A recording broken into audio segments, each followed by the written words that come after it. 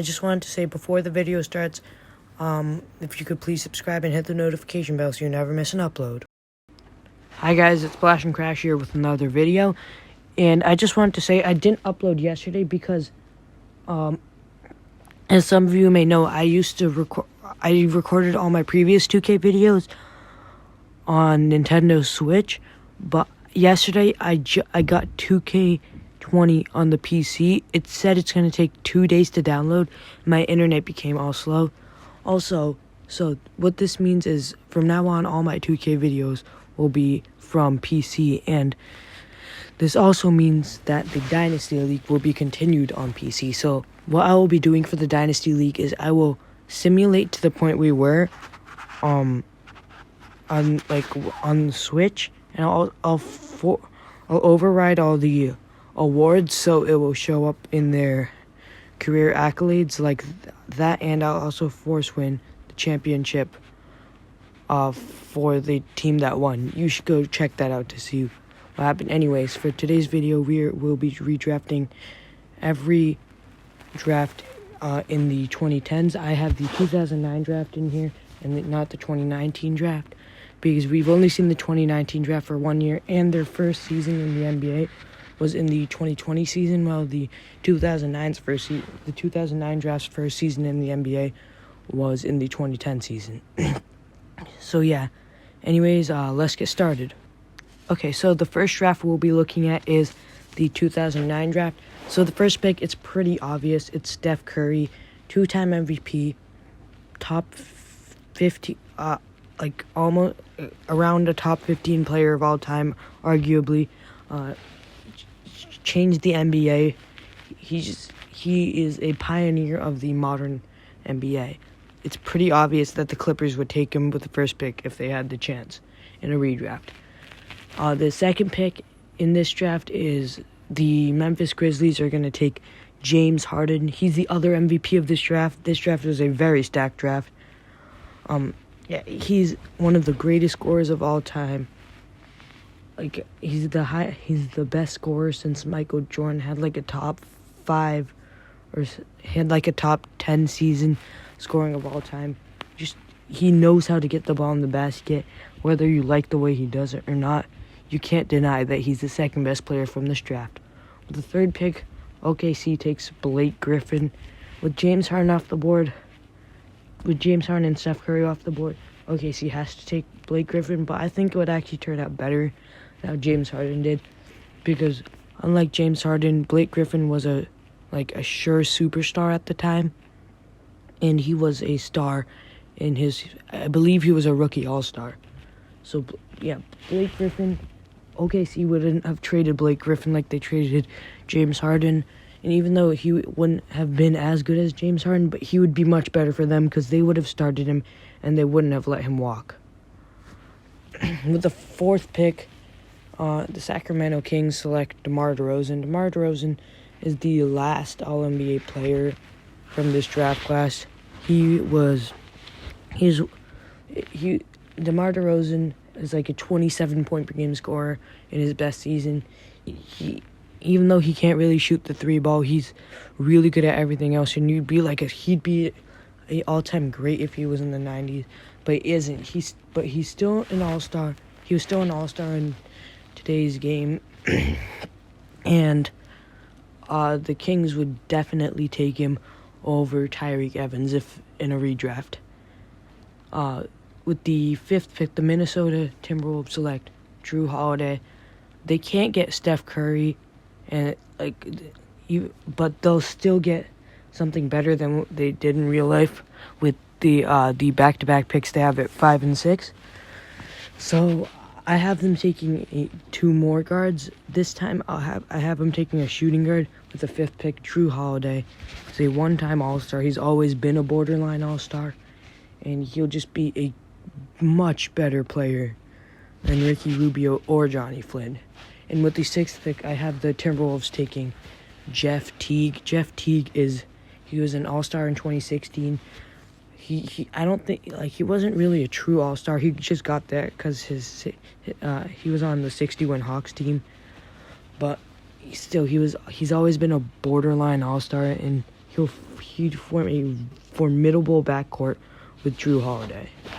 With the 7th pick, the Golden State Warriors select Brandon Jennings. So with Steph Curry off the board, the Warriors can't steal away one of the one of the greatest players of all time. So they'll have to settle for Brandon Jennings. Brandon Jennings seemed like he had star potential. He was averaging about 19 points a game in his best season. Brandon Jennings he had a lot of potential. He just couldn't live up. Maybe the Warriors could help him reach that potential. I don't know, but I do know that this is a huge downgrade from Steph Curry. With the 8th pick, I have the New York Knicks taking Ty Lawson. Ty Lawson was a 5'11" point guard, but he was an incredible spark plug.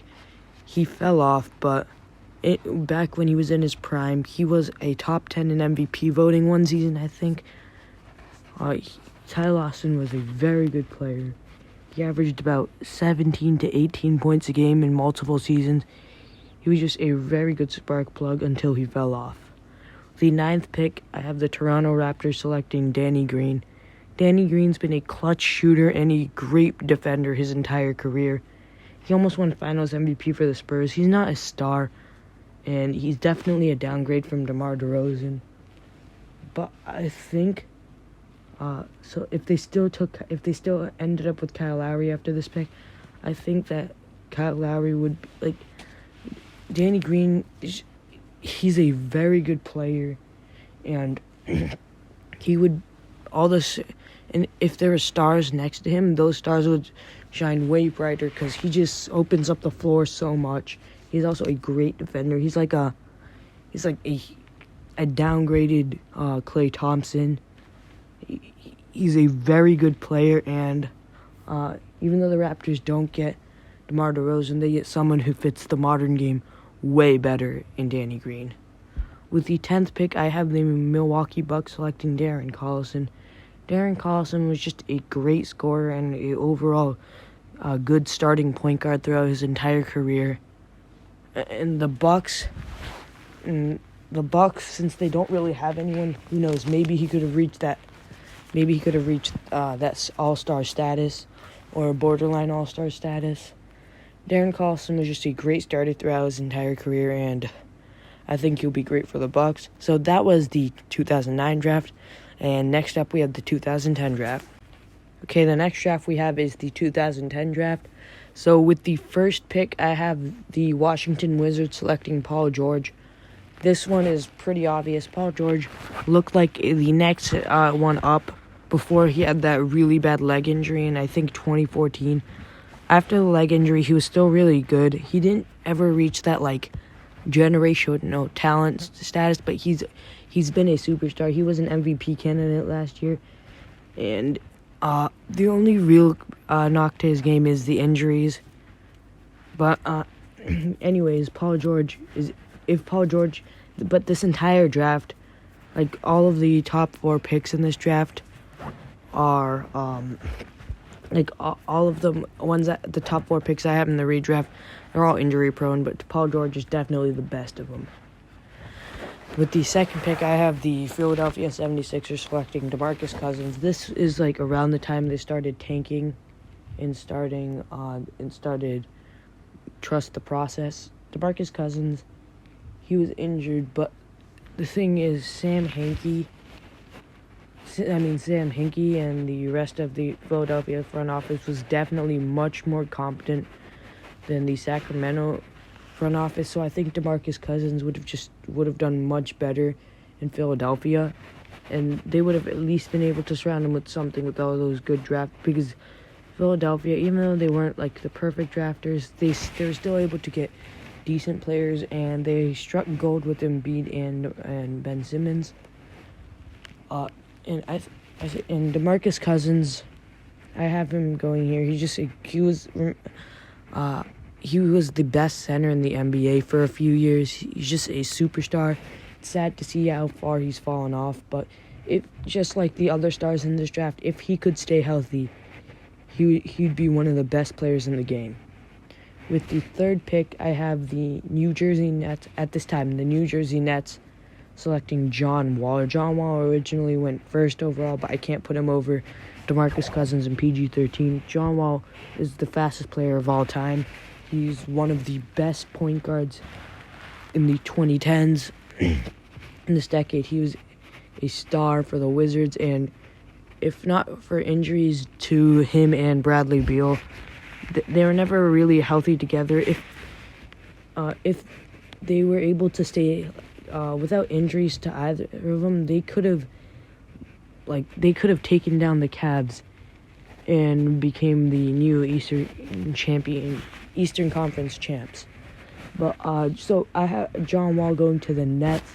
They'd be able to pair him with Brook Lopez, and they'd just be a good team, and they wouldn't suck so much like they did this entire decade. With the fourth pick, I have the Minnesota Timberwolves selecting Gordon Hayward. Gordon Hayward used to be an all-star before all these injuries, and I think Gordon Hayward, if he was the number one option on our team, he would have been an all-star this season. Gordon Hayward is just a great scorer, a great wing, who's like a top 10 small forward in the league. And he's not better than any of the players above him, but he is when Gordon Hayward was in his prime and on the Utah Jazz, he was definitely in his prime. He would have easily been the best player on the Timberwolves, and the Timberwolves would have been able to build around him. Actually, they had Kevin Love, I forgot.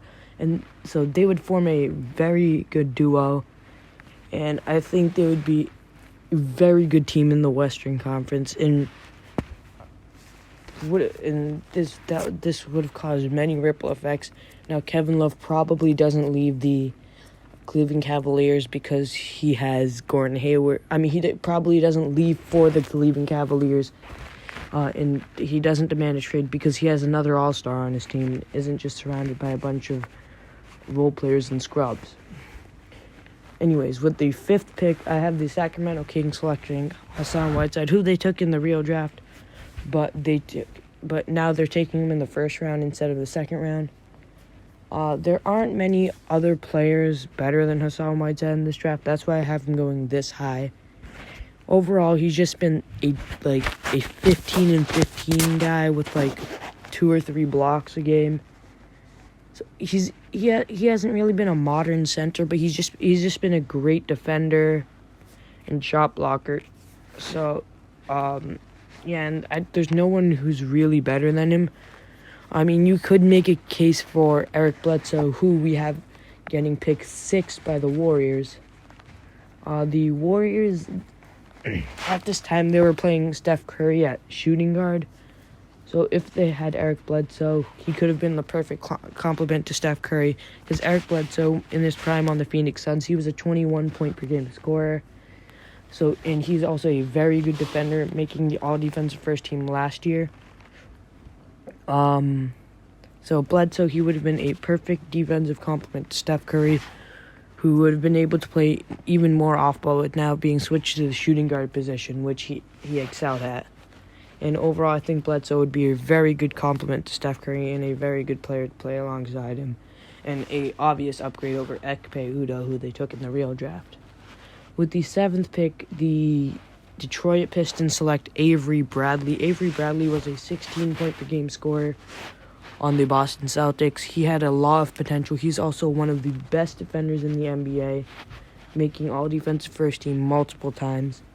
Avery Bradley could have progressed into a star on Detroit, where there was no help around, where there was no one else to steal his touches, and I think he could have at least turned into a number 1 option / number 2 option on a championship contender. Actually, no, not a number 1 option on a championship contender. A number 3 or 4 option on a championship contender. And he would have been a very good starter for Detroit, maybe even made 1 or 2 all-star teams, now being the number 1 option. The next pick we have is the Los Angeles Clippers select Derek Favors with the 8th pick. Derek Favors, he's at the same type of Hassan Whiteside, Clint Capella, Andre Drummond. They're just bigs. They just don't fit in the modern NBA. But they're just great rebounders, like decent defenders. And they average about 15 points a game, getting all their points in the paint. Just the best player available at this point. So that's why I have the Clippers taking him.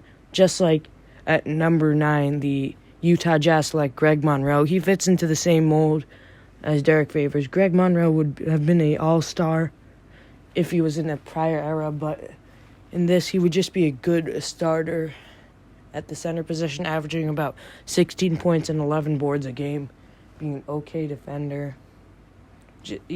Greg Monroe would have like Favors, he's just the best player available at this point. So that's why I have the Jazz taking him at number 9. And with the 10th pick, I have the Pacers selecting Evan Turner. Now that they miss out on Paul George, I just have them taking the best forward available because Gordon Hayward is off the board. So the Evan Turner is a point forward. He played point guard a few seasons, but right now he's a small forward. Evan Turner, just a good playmaker. He was like a 15-point per game scorer in his best season. A huge downgrade from Paul George, but just like the Favors and Monroe, who's the best player available. Okay, that's it. That's the 10 picks for the 2010 draft. Next up, we have 2011. With the first pick in the 2011 draft, I have the Cleveland Cavaliers selecting Kawhi Leonard. Kawhi Leonard is arguably a top 30 player of all time. He is a 2-time Finals MVP and a 2-time champion. By the end of his career, I think he will be a top 20 player of all time, maybe even top 15, because he's already making,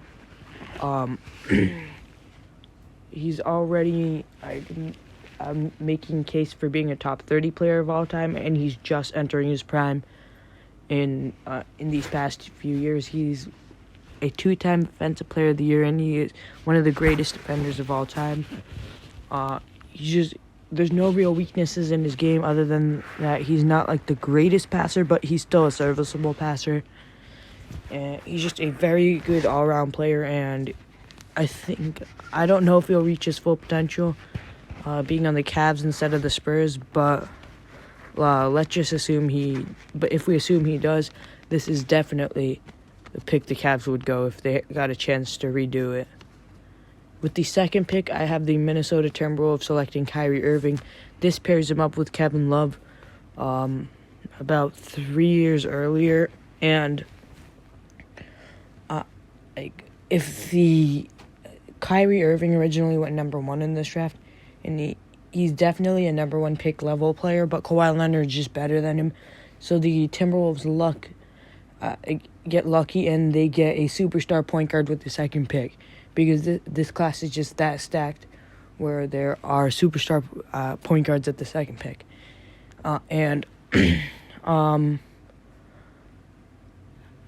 So Kyrie Irving teams up with Kevin Love, and Kevin Love was an MVP candidate back at that time. So they form a very good duo, and they're probably a 50-win team in the West and consistent title contenders. And this also breaks up the Cleveland dynasty because the two biggest reasons that LeBron left for Cleveland are now gone. So he either stays with Miami or he signs with another team, maybe the Knicks or the Lakers. I don't know. But, yeah, anyways, with the third pick, I have the Utah Jazz selecting Klay Thompson. Klay Thompson is arguably the greatest 3-and-D player of all time and also arguably the greatest three-point shooter of all time. So, Klay Thompson, actually, he's arguably the greatest catch-and-shoot three-point shooter of all time. He's also one of the greatest three-point shooters of all time. So, Klay Thompson now will form a very good duo with Gordon Hayward, which he fits in almost perfectly with any team. And I think he'd be a huge upgrade over Enes Kanter. And I think the Utah Jazz would definitely take him in a redraft. With the fourth pick, I have the Cleveland Cavaliers selecting Jimmy Butler. This pairs Jimmy Butler with Kawhi Leonard, who they took, taking the first pick of this redraft and this forms a great duo between two these two players were draft steals in real life. Now they're both top 5 picks, and they are two of the best two-way players in the NBA right now, and this team will be shutting down virtually anyone. On the other end, I don't think Kawhi Leonard's injury-prone anymore because now he's in a completely different scenario, so he won't be injury-prone, and they can play him a lot. And it won't be like with Paul George and Kawhi Leonard, where they have two of the best two-way players in the NBA, but they're both injury-prone. Now they'll have two of the best two-way players in the NBA, but they are healthy. Jimmy Butler and Kawhi, and Jimmy Butler makes up for that one weakness that Kawhi Leonard has, his playmaking, and this team probably, the Cavs probably win a title now. I just said that the Cleveland dynasty might not happen, but I think maybe LeBron still signs with them, and they just switch like Kawhi Leonard to power forward, or maybe Jimmy Butler to or maybe LeBron to power forward, or because now he has Jimmy Butler and Kawhi Leonard instead of Kevin Love and Kyrie Irving. Maybe he'll still go to Cleveland. I don't know. With the fifth pick, I have the Toronto Raptors selecting Kemba Walker. Kemba was a very good All-Star, but he's always been on a bad team, the Charlotte Hornets / Charlotte Bobcats, for his entire career until this year with the Celtics, and he's proven, and he's made them a title contender. So he's proving he can be good on a great team, and not just a bad team. So if the Raptors take him here, they pair him with DeMar DeRozan and form a very good backcourt. Or if they want to run DeMar DeRozan at small forward, they still form a very good duo. He replaces Jonas Valanciunas, but I think the Raptors are still a very good team in the Eastern Conference. And with the 6th pick, I have the Washington Wizards selecting Nikola Vucevic. Nikola Vucevic was always a borderline All-Star, and he finally made the All-Star team last year for the first time in his career. Vucevic is the perfect modern-day center. The only weakness in his game is his defense, but he'll still form a... I believe the Wizards have Marcin Gortat at this time. I don't know for sure. You guys can check me on that, but if they did have Marcin Gortat at this time, then they could just switch. They could have just switched Vucevic to power forward, and they'd be fine because Marcin Gortat is a really good defender for the center position. And overall, I think he would definitely be a huge upgrade over, I think, Jean Vesely. I don't know. So for a draft class that's so stacked, there's a lot of busts in the first round. But there were a lot of steals too. Anyways, with the 7th pick, I have the Sacramento Kings selecting Isaiah Thomas.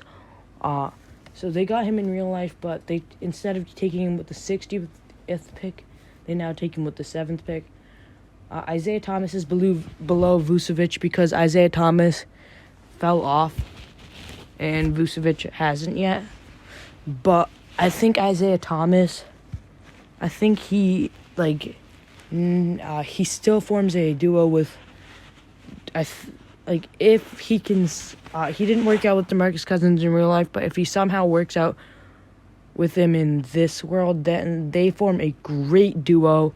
And because Isaiah Thomas, now that they know what he is, he's a starting point. He would be their starting point guard. He's a 2-time All-Star. He was also an MVP candidate for the Celtics in 2017. If he didn't get the injury, which I don't think he will, because now he's in a completely different environment. Or maybe all that stuff still happens because he still goes to Sacktown. I don't know.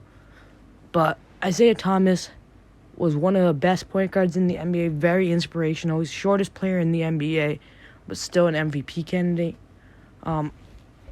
overall, I think this is a great pick for the Kings, and I think, yeah, because in real life, they took Bismack Biyombo with this pick.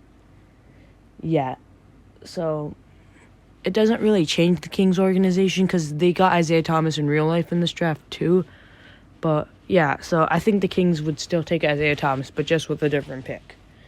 Now with the eighth pick in this draft, I have the Detroit Pistons selecting Tobias Harris. I believe they traded for him because he was actually selected by the Hornets. But Tobias Harris, yeah, he's been a borderline all-star and a 20-point per game scorer. Recently, I don't think he can be a number. This season, he's shown he's not a number one option. But if they're like, I think, basically, just like the Isaiah Thomas pick, this doesn't really change the Pistons. But he is just also like the Isaiah Thomas pick. He is the best player available. So I think the Pistons, in a redraft, the Pistons would still take him. Yeah. Next, I have the Charlotte Hornets selecting Bojan Bogdanovic. He's just the best player available. They can't get Kemba anymore. And I think their 7-59 record actually gets worse because pretty sure Bojan was overseas for a few seasons. I'm checking on basketballreference.com, and yeah, he was overseas until the 14-15 season, this means the Hornets don't even have Kemba, so they basically just lose Kemba for their first season, and yeah, I think they might have went like 1 in 65 in that lockout season. Oh my god. But basically, Bojan Bogdanovic would be the number one option on this team, and I think he might have been able to progress into a star. Now he's the number 2 option in real life, and he's averaging about 21 points a game. So he's the number 2/number 3 option on the Utah Jazz, and he's been really good this season. So I think as a number 1 option, he might be a borderline all-star, maybe even like a 1-time or 2-time all-star. And with the 10th pick, I have the Milwaukee Bucks selecting Marcus Morris.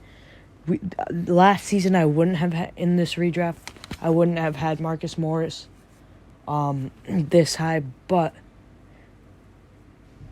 I think after what he's shown us on the Knicks, he's proven that he can be a good player as a number 1 option. So if he progressed as a number 1 option, I think he could turn into a star, not like a superstar where he is a number 1 option on a championship contender, but like a number 2 or 3 option. And I think he'd be just like Bojan. He's the best player available at this point, and I think he'd be a 1 or 2-time all-star, maybe.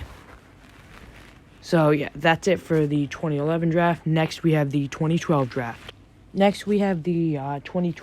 And with the first pick, the New Orleans Pelicans still take Anthony Davis in this redraft. Anthony Davis, even though he didn't win Rookie of the Year, Anthony Davis has definitely been the best player in this draft. He's an MVP candidate this year, also a defensive player candidate on the Lakers, and he is like a kind of like a 1B option or a 1A.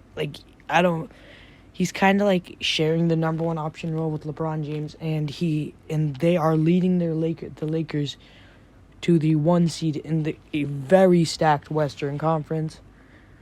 AD is definitely the best player in this draft. He also has the potential to be the best player in the entire NBA. He's arguably the best player in the NBA already.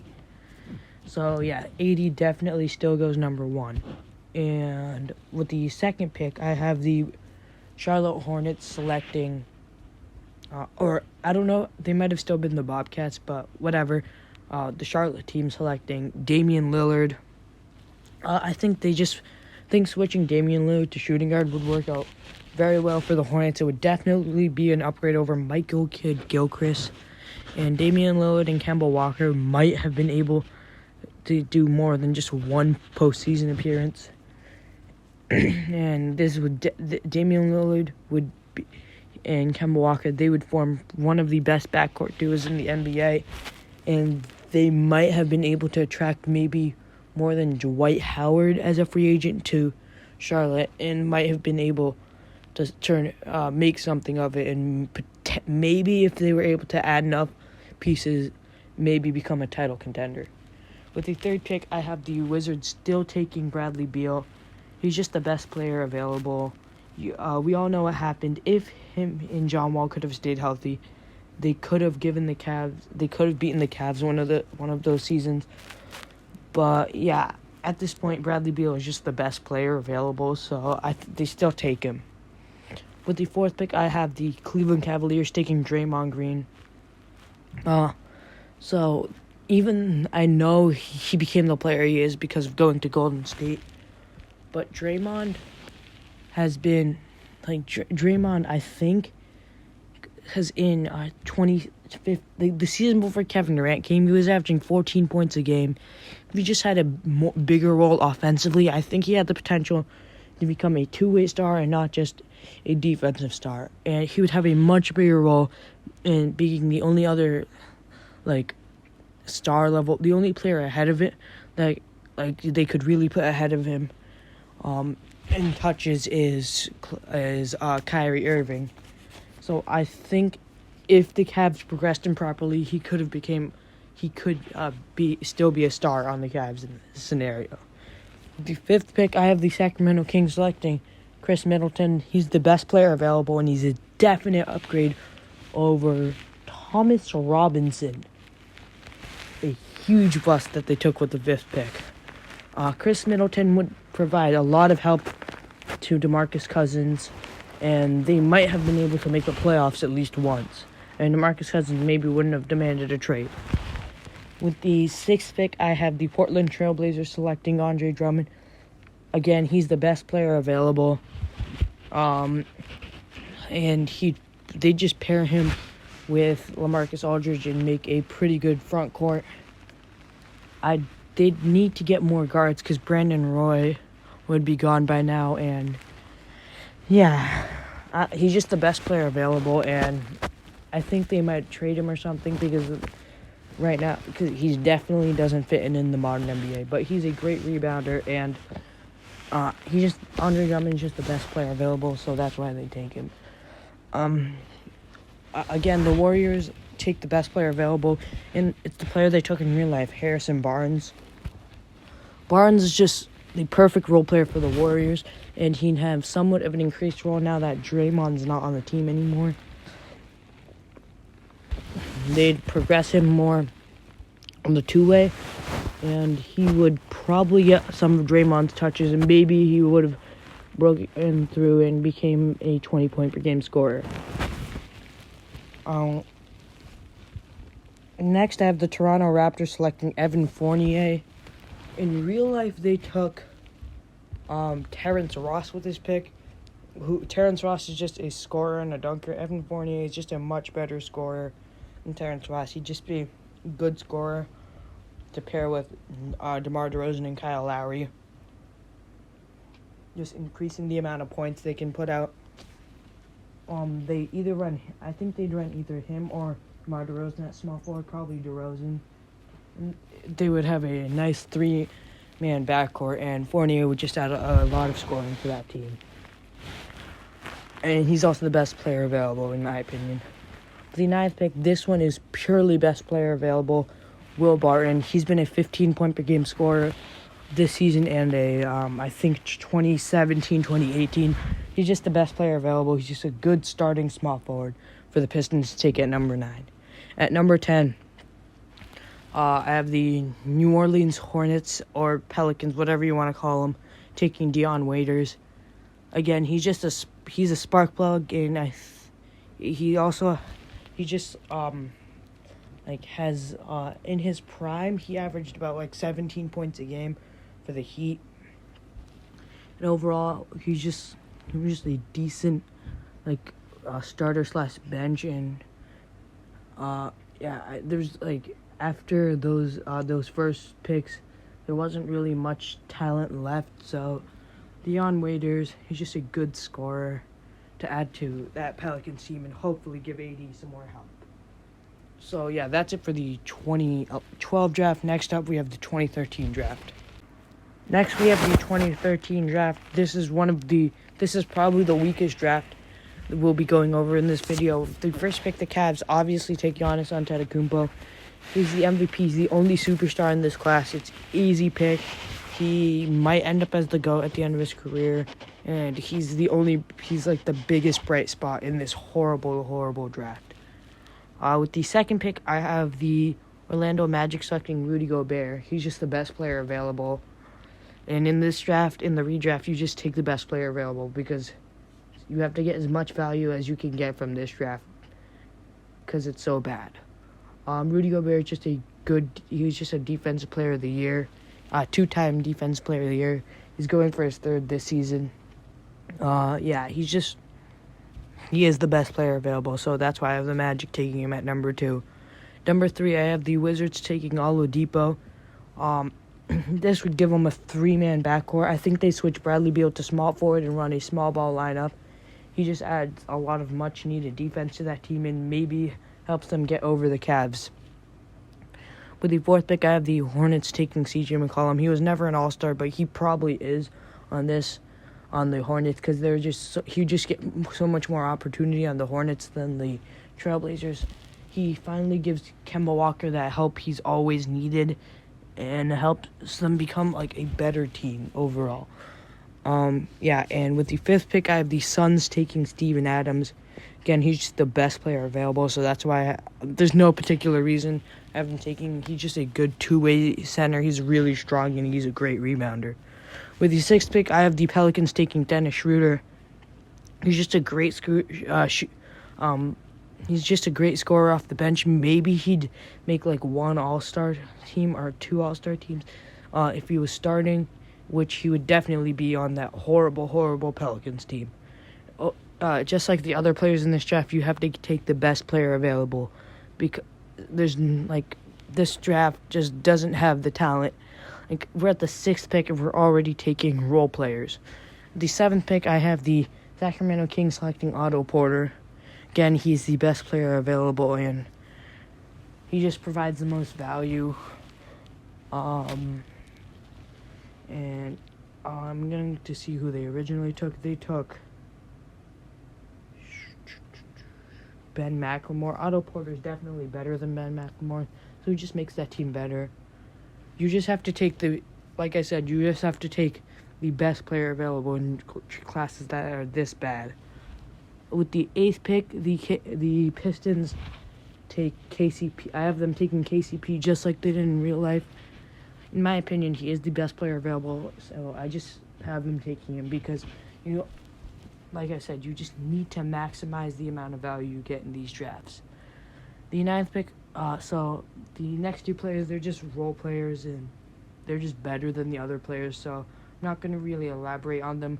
I have the Minnesota Timberwolves taking Kelly Olynyk with the 9th pick, and the Portland Trailblazers taking Cody Zeller with the 10th pick. They're just 2 stretch bigs, and they're good for the modern NBA. So that's the 2013 draft. Now let's move on to the 2014 draft. Next, we have the 2014 draft. With the first pick, I have the Cleveland Cavaliers taking Jokic. I think Jokic and Embiid are pretty much at the same level, but Jokic is he's just been able to stay more healthy than Embiid, so that's why I have him going number 1. So yeah, he's arguably the best center in the NBA this season. I think he was better than Embiid, but they are at very similar levels. And that being said, with the second pick, I am taking. I have the Milwaukee Bucks selecting Embiid. This pairs him up with. Oh yeah, and Jokic gets paired up with Kyrie, which that would form a interesting duo with a ball-dominant center and a ball-dominant point guard playing together. But Jokic can play with Jamal Murray, so I think he can play with Kyrie Irving. With the second pick, I have the Milwaukee Bucks selecting Embiid, which pairs him up with Giannis. And, yeah, that's a championship lock. If you swap Jabari Parker for Joel Embiid, Like, that front court would be so dominant with Chris Middleton, and then Malcolm Brogdon probably win the championship in 2019 because now they have Joel freaking Embiid, and I don't think Kawhi Leonard's gonna be enough to stop Joel Embiid and Giannis. So they win the ring. I think they keep Malcolm Brogdon, and that's a super team. That's 3 All-Stars and 2 borderline All-Stars in Eric Bledsoe and Malcolm Brogdon. That team would just be crazy. So with the first 2 picks, instead of the Cavs and Bucks taking 2 forwards, now they're taking 2 centers.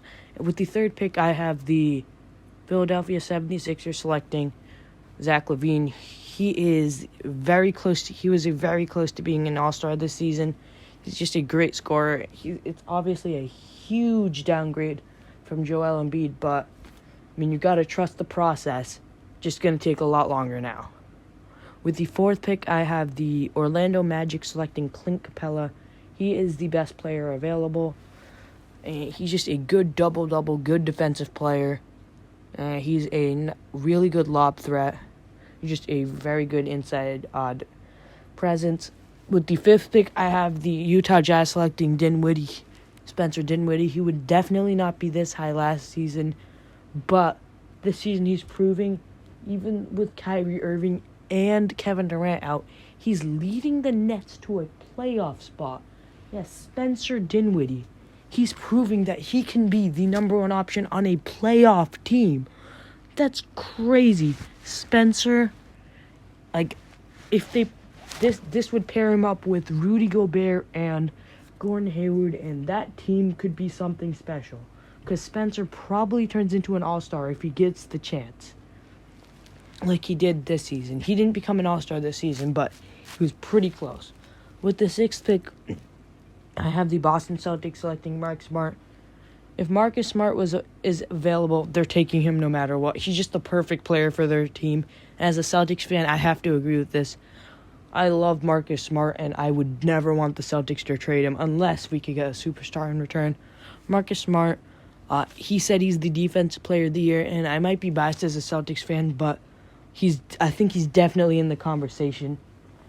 He's also turning into a great three-point shooter this season. He had like an 11-3 game this season.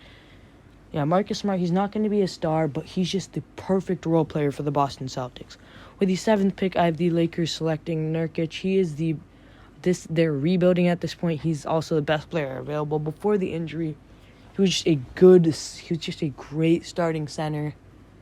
He was like an 80s. I know 2K doesn't 2K overrates a lot of centers, but he was like an 86 overall center. You have to be good to reach that level.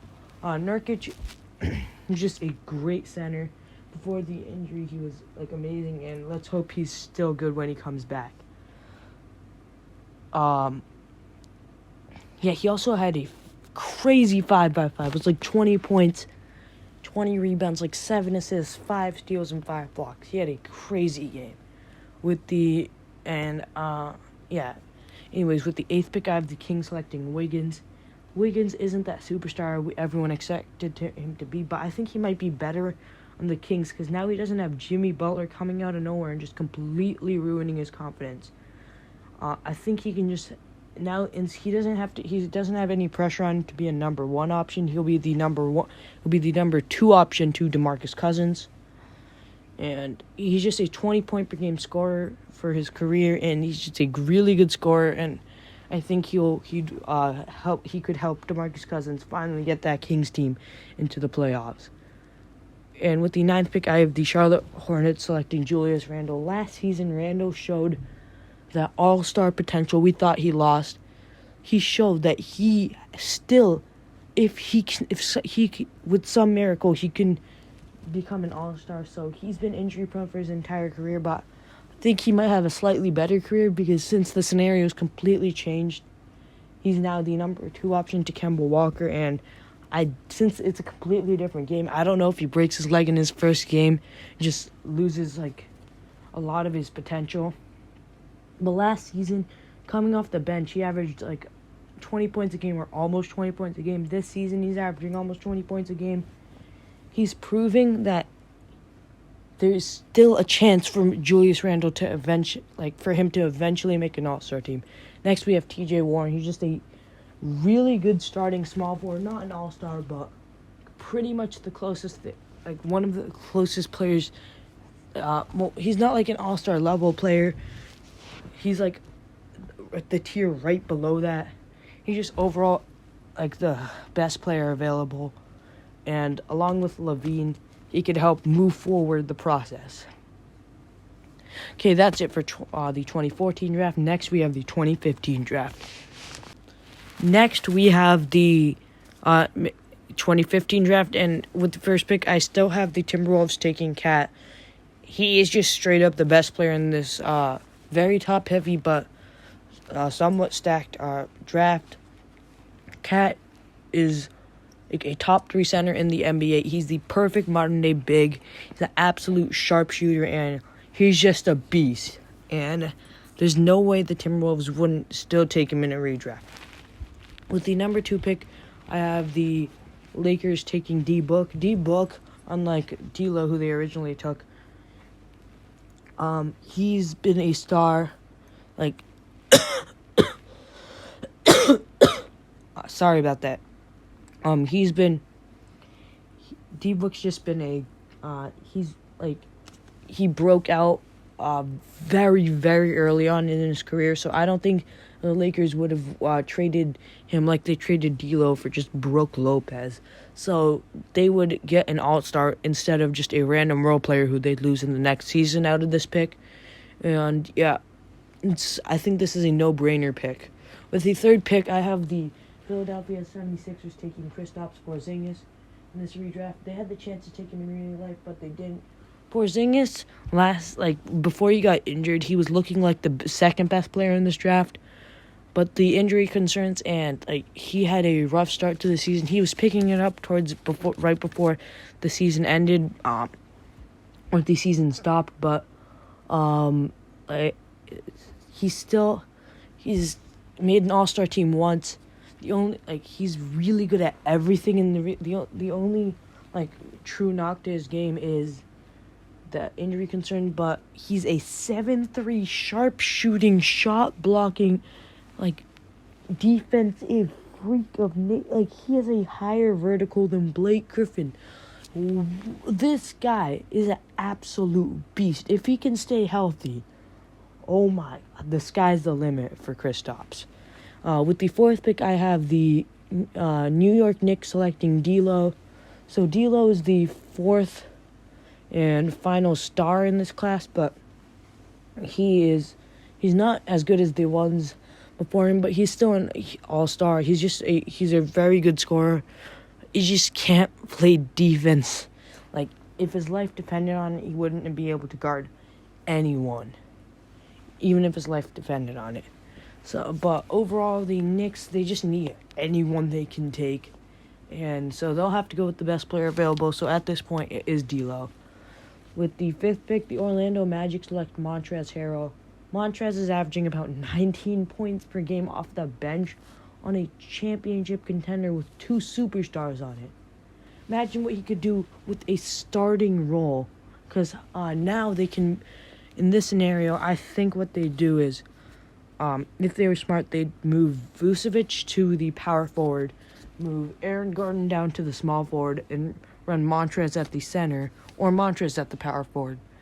Montrez is he's only 6'7", but he is an inside force. He's so strong. He's a really good shot blocker, great defender, great rebounder, and with a starting role, he might be an all-star. With the sixth pick, I have the Kings selecting Miles Turner. Miles Turner is a shot block, a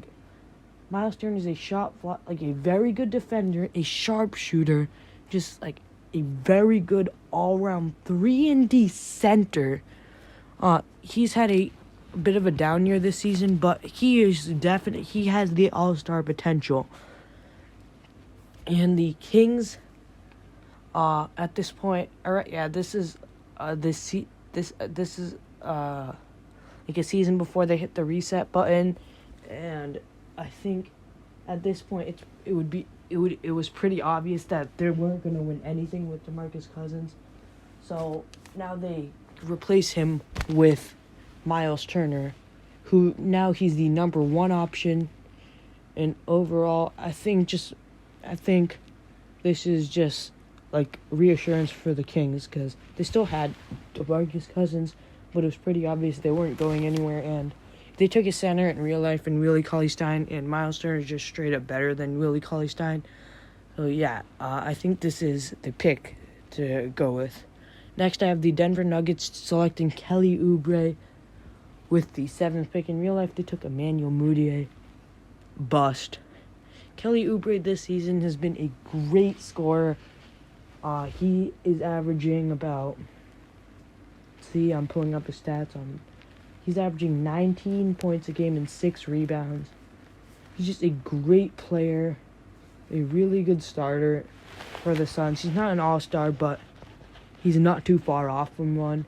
Just a very good player. And he is the best player available for the Nuggets. And I think the Nuggets would take him here. With the 8th pick, I have the Pistons taking Norman Powell. They just need anything they can get. The Pistons, the Pistons are the Pistons. It's sad. It's the going to work days, the bad boy Piston days. Those days are over. They just I think they just have to blow everything up because they're stuck in purgatory. They're not going to do anything. So they should. I think they should start their rebuild off with a spark plug like Norman Powell, who'd just be able to score a lot of points, who would be there to us, and maybe they could progress him into something. Because at this point, because it's pretty obvious they weren't going to win anything.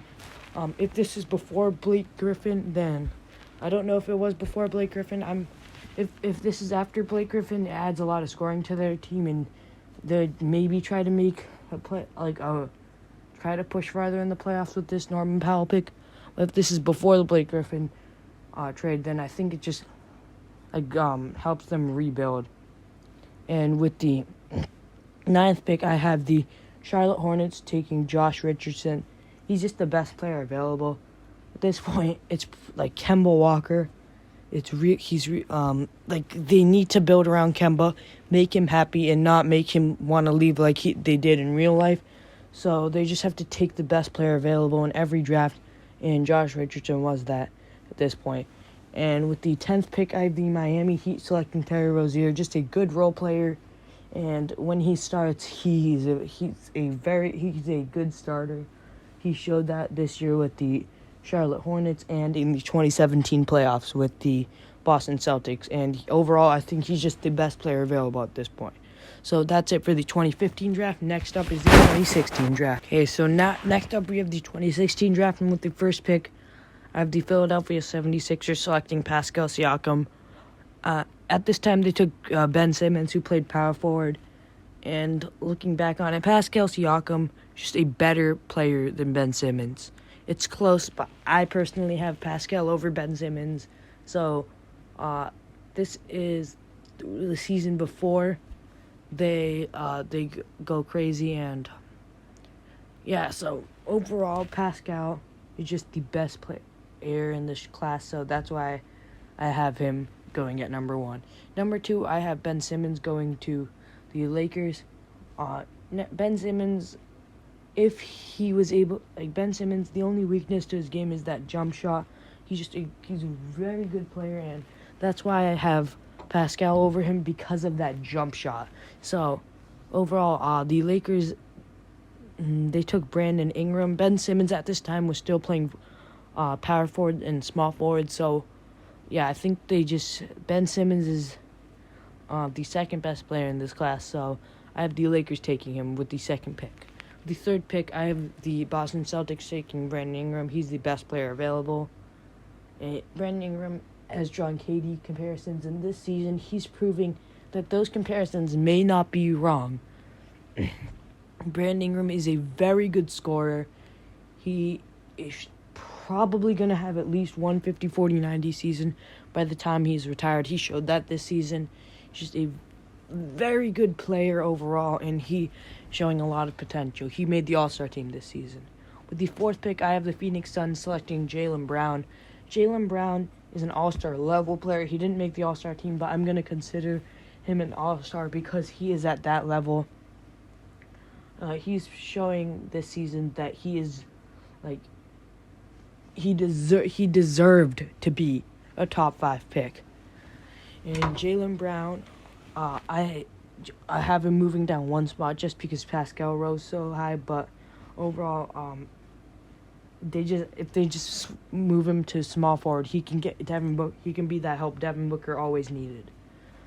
Next, I have the Timberwolves taking Sabonis at pick 5. He's the last All-Star from this class, and Sabonis has just been a good player. He's been good at rebounding, pretty good at offense, okay at defense, but he can work on that. He made the All-Star team this season, and he can help. He can just be that help to Cat and Wiggins,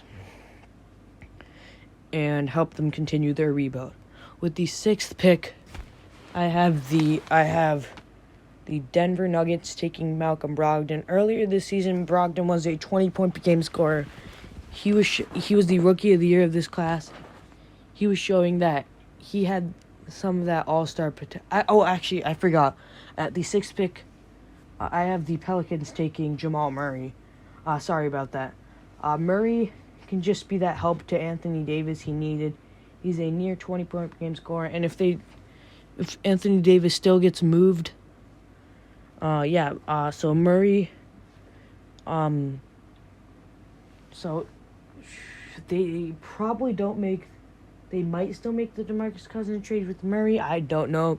But if they don't make the DeMarcus trade with Jamal, if they don't make the DeMarcus Cousins trade after they draft Jamal Murray, because now Anthony Davis has another good guard on his team. Maybe they trade Anthony Davis sooner. I don't know, but this can either help them start the rebuild, or Jamal Murray is already a really good starter right now, even though he hasn't made his first All-Star team yet. Now we have the Denver Nuggets at number 7. So they take Malcolm Brogdon, who's arguably been better. He's at that same tier as Jamal Murray. Jamal Murray is not available anymore, so they'll take Malcolm Brogdon. He was 50, 40, 90 last season. He was Rookie of the Year for this draft class. And earlier this season, he was, it seemed like he was going to make the All-Star team. So he's proving that he is not he might be a star. I don't think he's a number 1 option, but I think he can be what Jamal Murray has been for the Denver Nuggets in this alternate scenario. With the 8th pick, I have the Kings selecting Buddy Hield. So now they get him and they don't have to trade DeMarcus Cousins. Maybe they still make the trade to the Pelicans for DeMarcus Cousins now, and they'll team Jamal Murray and Buddy Hield up. Maybe that happens. I don't know, but overall, I think Buddy Hield still ends up on the Kings because of the way this draft worked out. Who did they take originally in the 2016 draft? I'm pulling up the basketball reference page. They took Marquise Chris. Yeah, no way. Buddy Hield, definitely. And with the 9th pick, I have the Toronto Raptors selecting Fred VanVleet. Fred VanVleet has just been great for the Raptors, especially this season.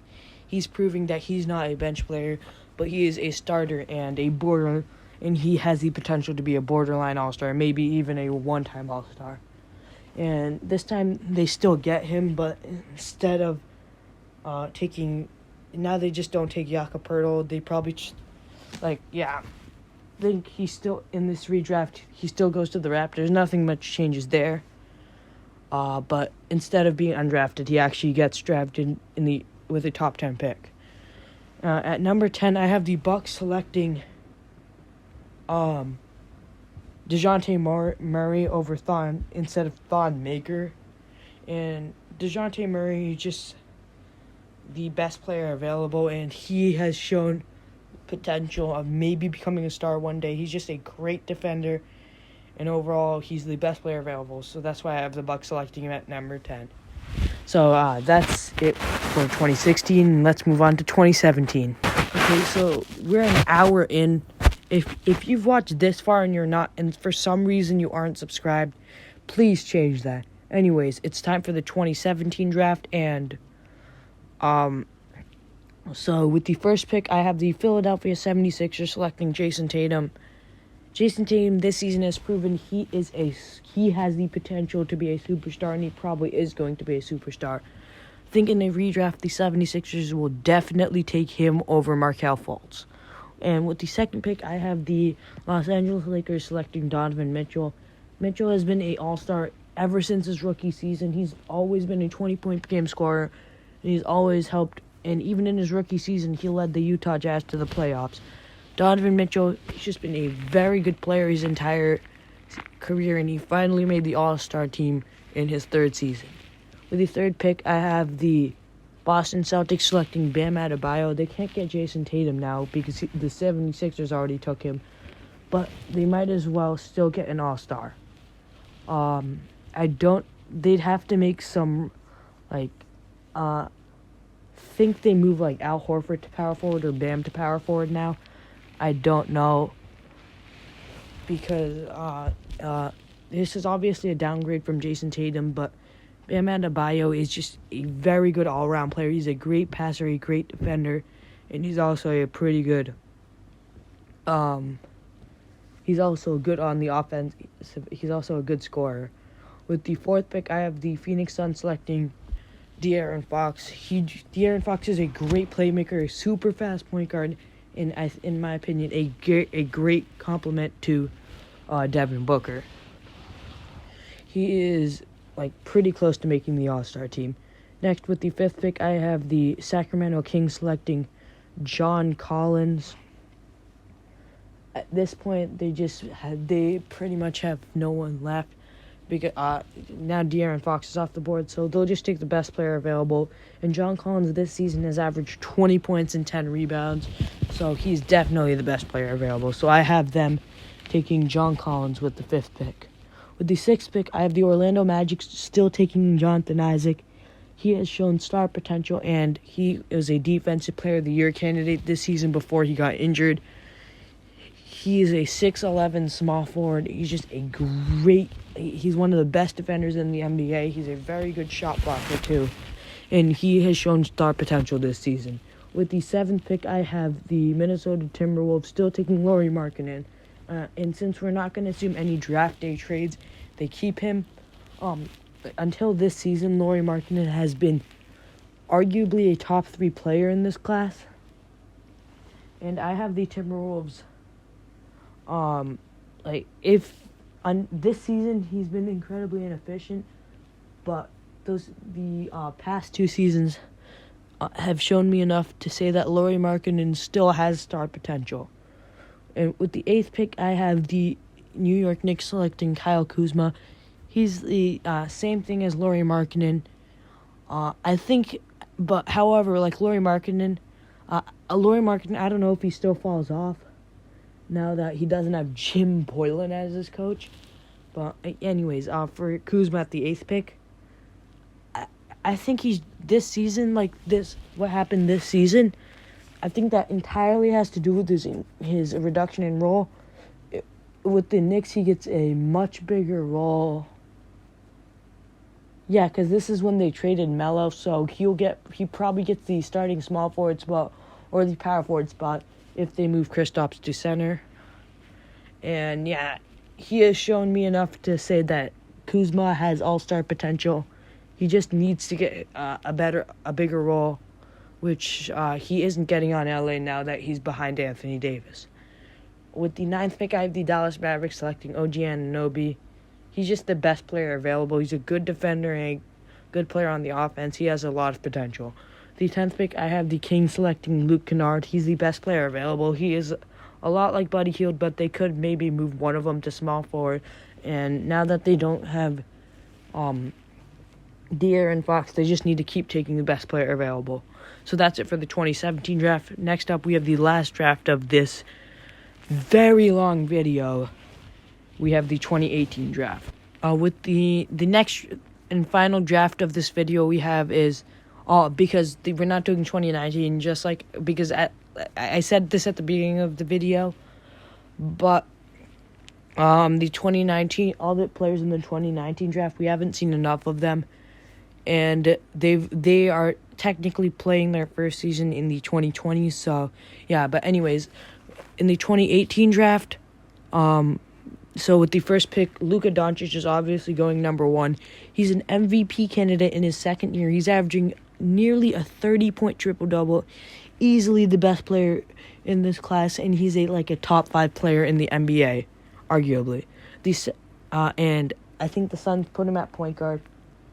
They're instantly a playoff team because he is a huge upgrade over DeAndre Ayton and a great backcourt pairing with Devin Booker.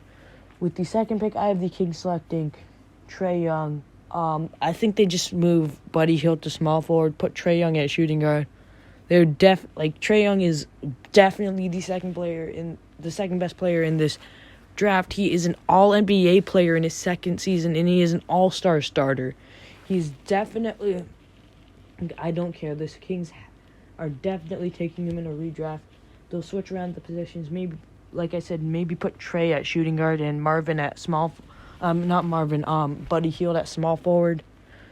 Yeah, and with the third pick, I have the Hawks taking Triple J. Jaren Jackson Jr. is definitely the third best player in this class. He might not be the third best player, but he is definitely close, and he's also only 19, maybe he's 20. He's one of the youngest players in this class, and he has a lot of potential. He's a great 3-point shooter and a great defender. He's a 3-and-D big. He's averaging about 15 points a game this season. And now that the Hawks can't get Trae Young or Luka, who they originally drafted but traded for Trae Young, I think they just have to go with I think their best option is definitely Jaren Jackson Jr. With the fourth pick, I have the Memphis Grizzlies taking Shai Gilgeous-Alexander. This is right before they blew it up, so I think they just have to take the best player available. And this year, Shai has proved that if he gets, last season he didn't get that big of a role. He was a 4th or 5th option. But since Memphis isn't really, since Memphis was just starting their rebuild, Shai is proven this season that he has all-star potential. He can play point guard or shooting guard, and he's just the best player available for Memphis to take. With the fifth pick, I have the Dallas Mavericks selecting DeAndre Ayton. DeAndre Ayton isn't a bad player. It's just all the players, he has a lot of injuries. He's been around a 20 and 10 guy. I think he's 17 points and 11 rebounds this season.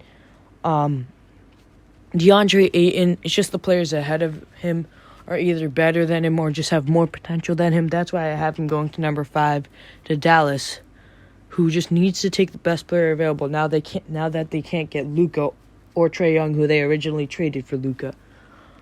With the sixth pick, I have the Orlando Magic selecting Colin Sexton. Going into the draft, everyone thought that they were taking Trae Young, but he got drafted, so they took Mo Bamba. I think in this redraft they take a different guard who's been one of the best scorers in this draft, Colin Sexton. He's averaged 21 points a game in his second season, and ever since they fired John Beilein, he's averaging 25 points a game. He's 21. He is probably going to make at least one All-Star team in his career. Next up, we have the Chicago Bulls with the 7th pick, and instead of taking Wendell Carter, I have them taking Mitchell Robinson. Last season, Mitchell Robinson's per 36, in his rookie season, he played 20 minutes a game and he averaged 2 blocks a game. His per 36 numbers were 4 blocks a game. He was originally a second-round pick, but he has Defensive Player of the Year potential, and his ceiling is like Rudy Gobert, but he's better on offense. Before the season ended, he was on pace to break the field goal percentage record set by Wilt Chamberlain. Yeah, he was about to break a Wilt Chamberlain record in his second season. That's crazy. I think Mitchell Robinson just straight up better than Wendell Carter. That's why I have him going at number 7. And at number 8, since Colin Sexton has already been taking, I have the Cavs just taking the best player available in Wendell Carter. They need to start somewhere in their rebuild. So I think when you're just starting your rebuild, positions don't really matter. So just take the best player available, which would be Wendell Carter at this point. With the 9th pick, I have the New York Knicks selecting Michael Porter Jr. He is probably the biggest hit-or-miss prospect in this entire class. He was actually ranked number 1 in this class before he got injured in college. And this season, when he isn't getting played much by the Nuggets, but when he does get played, he drops like 20 points. He is a 6'10" wing, and if he can stay healthy, he has superstar potential. With the 10th pick, I have the Philadelphia. This is the final redrafted pick of this entire video. So before I get to it, be sure to like, comment, and subscribe. And without further ado, with the 10th pick, I have the Philadelphia 76ers selecting Kendrick Nunn, undrafted phenom. He didn't play in his rookie season, but this season he's averaging about 15 points a game on a contender. And at the beginning of the season, he was averaging about 23 points a game. He's been a very good player, and if used properly, and with the Philadelphia 76ers, I think he'd just be a great role player since he's already 25. But they could progress him into maybe a 6th man of the year candidate, or maybe their starting shooting guard. I don't know. But so that was our final redraft. So that's it for this video. Don't forget to like, comment, and subscribe. Hit the notification bell so you never miss an upload. If you watch this far, you are a very, very, very, very, very loyal subscriber. Thank you so much for watching. This has been Splash and Crash. Bye.